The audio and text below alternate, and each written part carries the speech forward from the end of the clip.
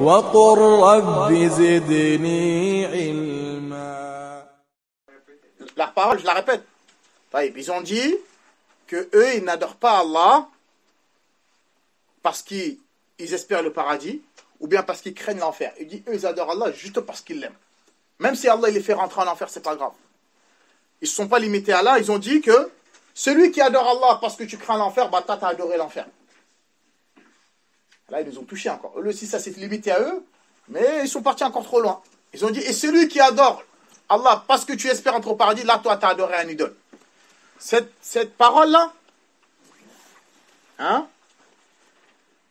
j'ai cité des versets qui montrent qu'elle est batil. Mais cette parole-là, elle sous-entend quelque chose. Vous savez, sous-entend quoi? Elle sous-entend qu'Allah il a créé le paradis et l'enfer pour rien. Donc là, c'est un manque de respect envers Allah. C'est comme si Allah il a créé des choses qui ne servent à rien. Le paradis, Allah il a créé pour rien parce qu'il n'a rien à faire. L'enfer, il l'a créé pour rien. Non. Donc, mais eux, leur parole, c'est ce que ça veut dire. Parce que moi, je ne l'adore pas, ni pour son paradis, ni pour son enfer. Je l'adore que parce que je l'aime. Donc maintenant, le paradis, il l'a créé pourquoi alors? L'enfer, il l'a créé pourquoi? Donc cette parole sous-entend que de minimiser la création de paradis et de l'enfer. Comme quoi qu'Allah, il l'a créé pour rien. Et Allah, il n'y a aucune chose sur terre qu'il a créé pour rien. Ça n'existe pas. وَمَا خَلَقْنَا السَّمَاوَاتِ وَالْأَرْضَ وَمَا بَيْنَهُمَا بَاطِلًا. Je n'ai pas créé les cieux et la terre en vain, comme ça, pour rien. ذَلِكَ ظَنُّ الَّذِينَ كَفَرُوا. C'est les mécréants, c'est ce qu'ils pensent. Allah l'a dit, j'ai pas créé les cieux et la terre pour rien. Je l'ai créé pour un objectif bien précis. Le paradis, je ne l'ai pas créé pour rien. Je l'ai créé pour un objectif bien précis. L'enfer, je ne l'ai pas créé pour rien. Je l'ai créé pour un objectif bien précis. Et ça, c'est faux, ça. Allah, il ne crée jamais quelque chose pour rien. Même l'abeille ou le moustique, il sert à quelque chose. La fourmi, elle sert à quelque chose. Tout ce qu'Allah, il a créé, ça sert à quelque chose. Peut-être toi, tu vas dire, moi, je ne sais pas pourquoi elle a été créée. Voilà. Mais elle sert toujours à quelque chose.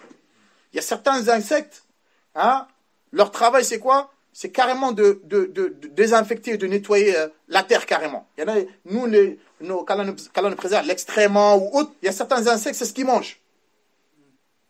Allez, il y a certains insectes, eux sont là, soit pour nettoyer. Chacun, il a un rôle, ala kulli hal. Donc, Allah, il a tout ce qu'Allah, il a créé. Toi, tu dis, je ne sais pas pourquoi il l'a créé. Voilà. Mais ne dis pas, il l'a créé pour rien. Donc, imagine-toi le paradis et l'enfer, Akhi. On va continuer. C'est clair pour tout le monde. Cette parole-là, faites bien attention. Vous allez l'entendre peut-être un jour. Parce que c'est une shubuhat, c'est une ambiguïté qui est répandue. Surtout quelqu'un qui est ignorant, lui, il pense que oui, c'est vrai, adorer Allah par amour. Lui, il pense que adorer Allah pour le paradis et l'enfer, tu l'adores par intérêt. Mais ça, c'est faux, ça. Comme on va le voir, c'est Allah lui-même qui nous a dit de l'adorer pour qu'il nous récompense du paradis. C'est Allah lui-même qui nous a dit, ne me désobéissez pas, craignez l'enfer. C'est Allah lui-même qui l'a dit. Donc si on devait l'adorer par amour, Allah il nous aurait créé, il n'aurait pas créé le paradis et l'enfer, il nous a dit, adorez-moi par amour. C'est simple. Maintenant, on va répondre encore à leurs shubuhat, à leurs ambiguïtés là. Parce que notre thème, c'est toujours l'amour. Hein. Notez dans la sourate 3, verset 131. Là, écoutez bien, pour leur répondre, Allah subhanahu wa ta'ala lui-même, il nous a dit, craignez l'enfer. Qu'est-ce que tu veux de plus maintenant? Allah, il te dit, craignez l'enfer, toi tu dis, non, moi je l'adore pas par crainte. Qu'est-ce que tu as fait? Ça peut être de la mécréance, ça. Là, Allah, tu es en train de le contredire, ce qu'il est en train de dire. Allah, il dit dans la sourate 3, verset 131, fattaqun nar, craignez l'enfer. C'est Allah qui le dit. Craignez l'enfer, allati u'iddat lil kafirin, l'enfer qui a été préparé pour les criminels, pour les mécréants. Craignez cet enfer-là. Et toi, tu dis, non, moi je l'adore pas par crainte. C'est subhanallah. C'est l'égarement total. Dans la sourate 3, verset 131, Allah il nous a dit, craignez l'enfer. Dans la sourate 3 encore, verset 133, dans la sourate 3 toujours, verset 133, Allah il a dit, écoutez bien, wasari'u, empressez-vous, concurrencez-vous, dépêchez-vous, ila maghfiratim min rabbikum, concurrencez-vous, concurrez-vous vers le pardon de votre Seigneur. Dépêchez-vous. Mais écoutez ce qu'il a dit, wa jannatin, et son paradis. Concurrencez-vous, dépêchez-vous d'aller vers son paradis. Wa jannatin arduha as-samawati wal ard, dont la largeur elle est encore plus large que les cieux et la terre. U'iddat lil muttaqin, qui a été préparé pour les pieux. Allah a dit, dépêchez-vous, courez, concurrencez-vous pour aller vers ce paradis-là. Les versets sont clairs, non? Qu'Allah guide nos cœurs, ala kulli hal. Notez, dans Bukhari, on l'a vu ce hadith la semaine dernière, mais je le répète. Dans Al-Bukhari, numéro 6539. Et dans Muslim, numéro 1016. Le prophète, il a dit quoi à la fin du hadith? Fattaqun nar. Walau bi shiqqi tamratin. Craignez l'enfer. Même si tu dois donner en aumône la moitié d'une date. Le prophète, là, c'est le Rasoul qui dit Fattaqun nar. Craignez l'enfer. Craignez-le. Car l'enfer, c'est la colère d'Allah. Craignez l'enfer.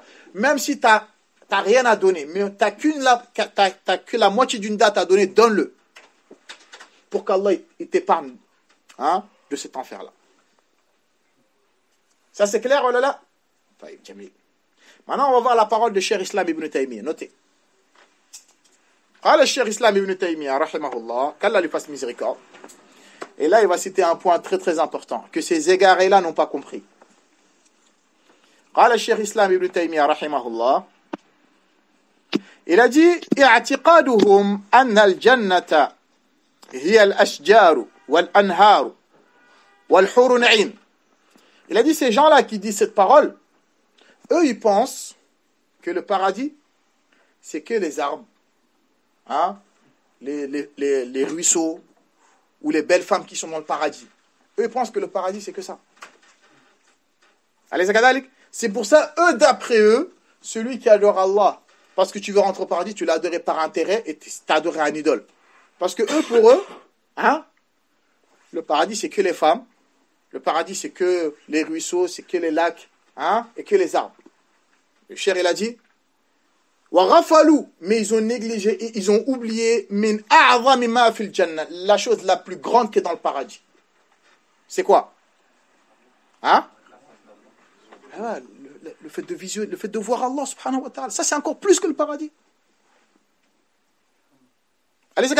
Donc si eux, selon eux, ils aiment Allah.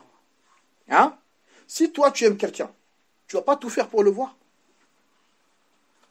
Sharif, si tu aimes quelqu'un, tu vas pas tout faire pour le voir. Vous êtes d'accord avec moi? Si tu aimes Allah, tu vas tout faire pour le voir. Et Allah, c'est où qu'on va le voir? Si tu rentres pas dans le paradis, comment tu vas le voir?